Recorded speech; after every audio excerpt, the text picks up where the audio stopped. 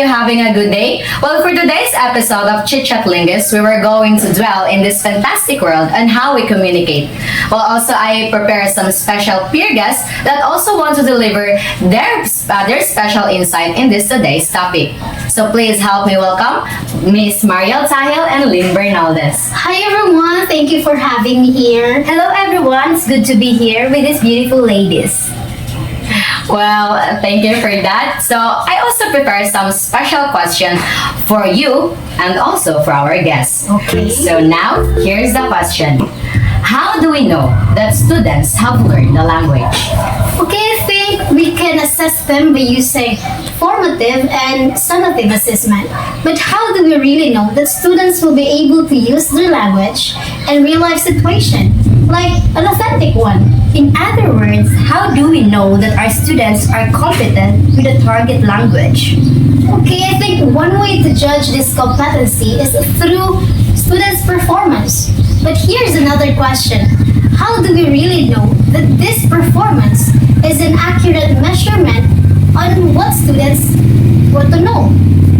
Well, those kind of questions are we will going to examine further in this today's topic, which is the competence versus performance. And again, I am Sharon Megalandes, Mariel Tahil, And Lynn Bernaldez. Well, yeah, so those kind of questions are really going to ask in this today's episode. So to start beautifully this topic, we all know that competence and performance is also similar to each other, but also somewhat differ, right, Mariel?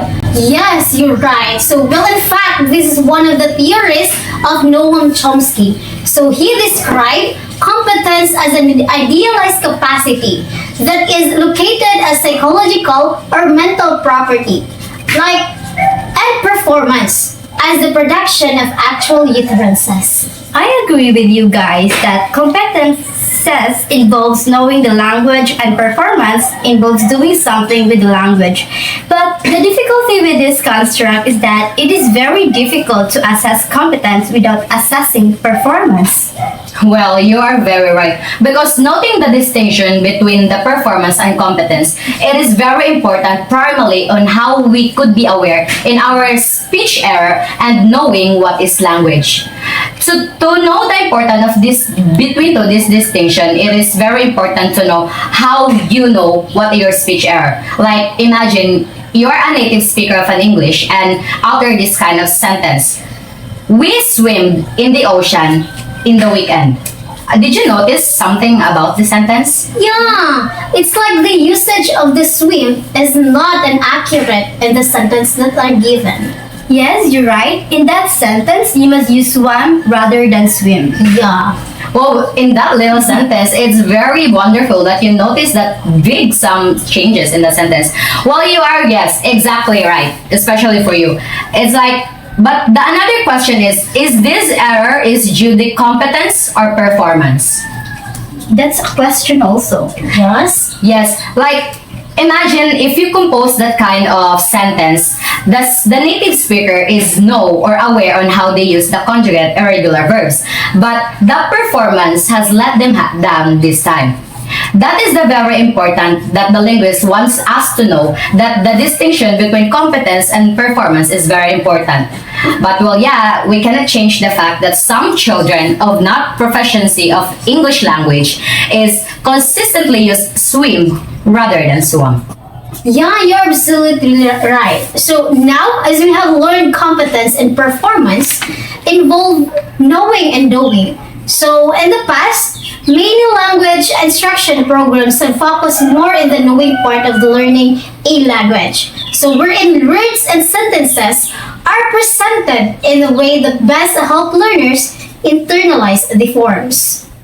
Yes, the assumption here is that once the learners have learned the information, they will be able to use it to reading, writing, listening, or even speaking. Yeah. Well, if those are the advantage of the competence and performance, the disadvantage of this approach is also that the learners are unable to use the language naturally. Yes, I agree. Having been trained to learn the language through knowing, learners have difficulty reversing this training and actually doing something with the language. Yes. Yeah, like in short, it is difficult to assess whether the learner's insufficient prophecy is due to the limitation of competency or the lack of performance. Well, it's like the concept of performance and competency is very important and fundamental in the study of language. But sometimes that in the mistakes we speak or in the performance is not actually reflect in how we think. Yeah, absolutely. Like, we all have made slip of tongue, right?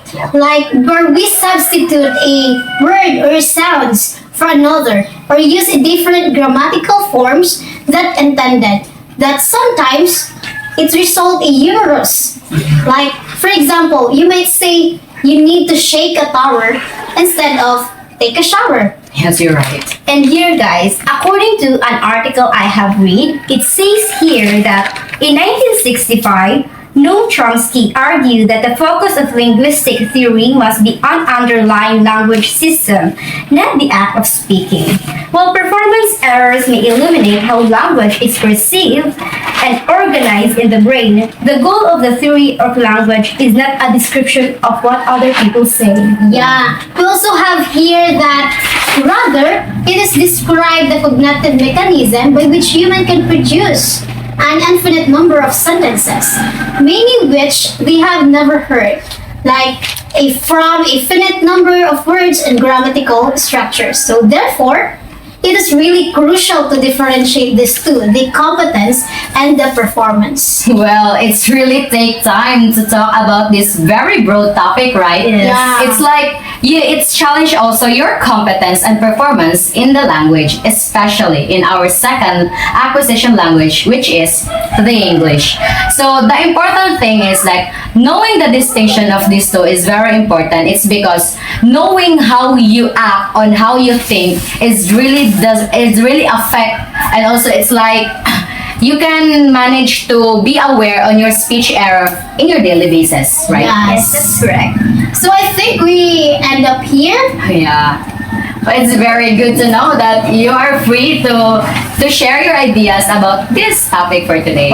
Send it to Yes, I'm happy to share with you guys some insight about the importance with this topic. Well, yeah. So I hope you catch something special about the competence and performance by Noam Chomsky. Well, there's another episode that you can more gain about knowledge, and also about it is also talk about Noam Chomsky that also presented by Bea, Julie, and Michaela Compagna in the next episode. So this is Chitchat Linguists.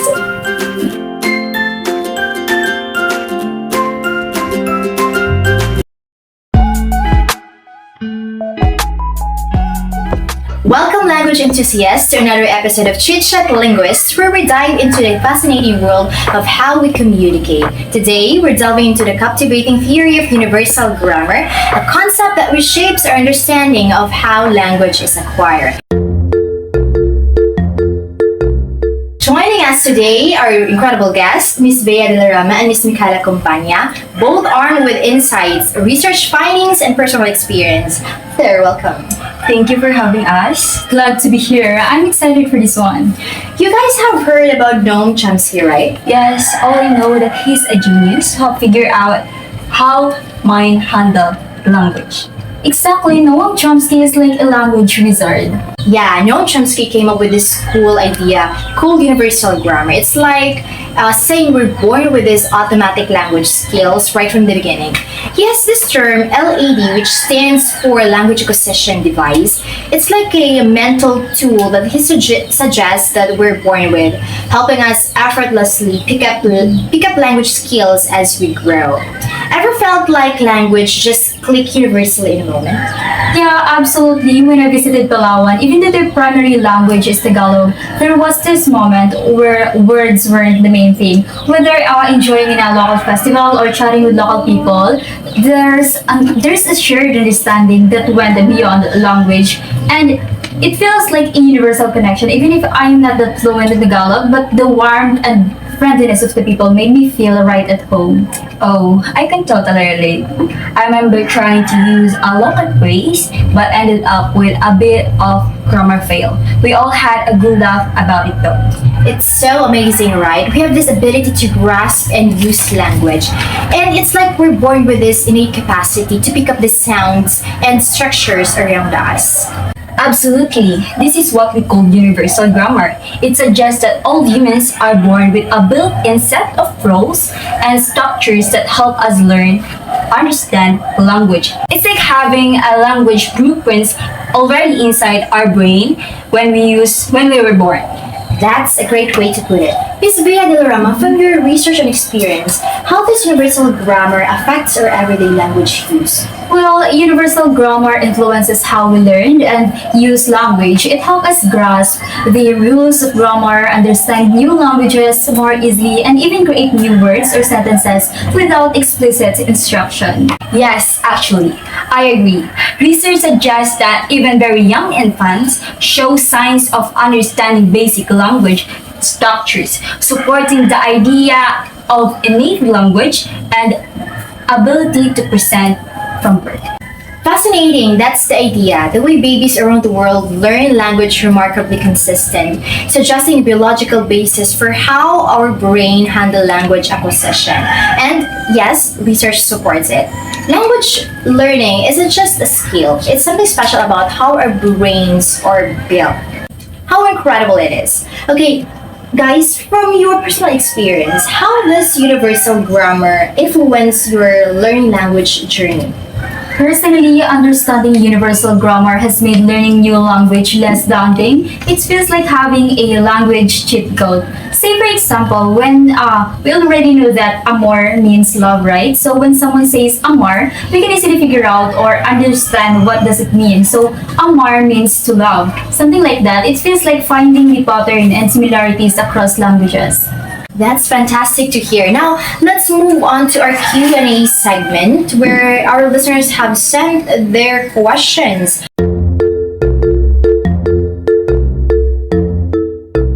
Miss Michaela, one listener asks, does universal grammar explain why some people find learning certain languages more challenging than others? So some language are easiest for us to learn because they share similarities with our native language, aligning with how our brains naturally understand language. Interesting insight. Now, for Miss Bea de la Rama, here's another question. Can universal grammar help us understand how languages change over time? Definitely, universal grammar provides a framework for understanding how language evolved while preserving their fundamental structure. It helps us see how language adapt and transform through generations. Thank you both for sharing your valuable insights. Unfortunately, that's all the time that we have for today. But before we end, any final thought about universal grammar? So understanding universal grammar allow us to appreciate the incredible complexity and universality of human language. Absolutely, it's a fundamental concept that sheds light on how we perceive, learn, and communicate through language. Thank you once again, Ms. Bea de la Rama and Ms. Michaela Compania for joining us today. And for our dear listeners, stay curious and keep exploring the wonder of language. Until next time, keep unraveling the mysterious of language. And this is Chitchat Linguists.